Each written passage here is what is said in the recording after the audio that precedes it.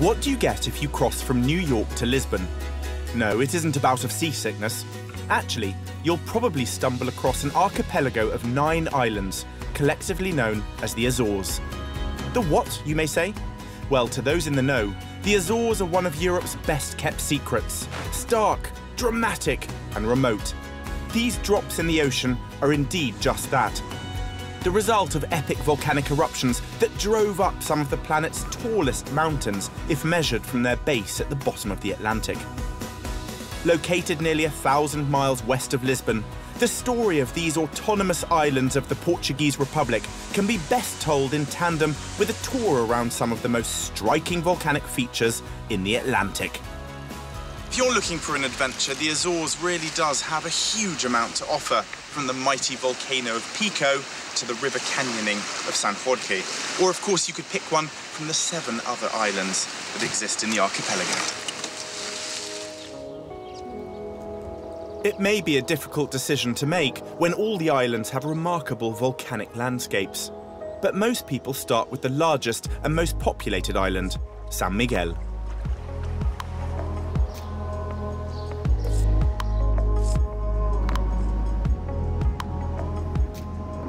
One of the most iconic and picturesque aspects of the volcanoes here are these crater lakes. And what better way to explore them than by kayak?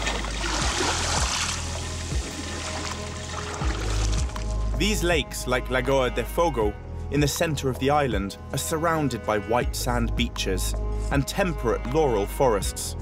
Fish species like rainbow trout and carp have been introduced to the lake to balance the ecosystem and protect the clarity of the water. These basins are formed when the cones of volcanoes collapse into the empty chambers that once held magma below.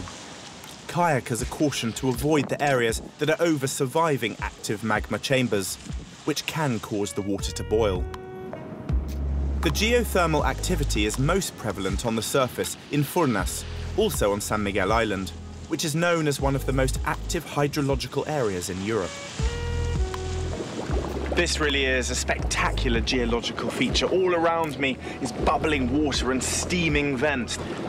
When water collects near pockets of magma in the Earth's crust, it increases the pressure and rises up through the ground, creating these boiling sulfuric hot springs. If the pressure were to increase beyond the current point, these springs would erupt into geysers.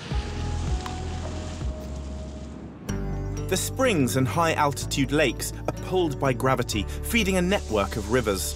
Steep cliffs and slopes turn these rivers into impressive waterfalls, some reaching over 200 meters in height. San Jorge, an island formed by a nearly perfect line of volcanoes, gives those who want a closer look a chance to abseil down these geological features.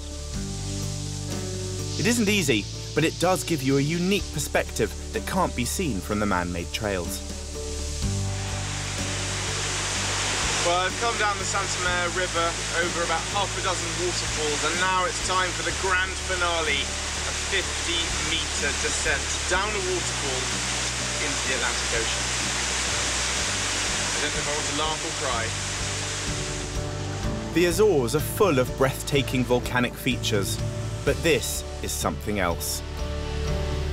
This really is a special place.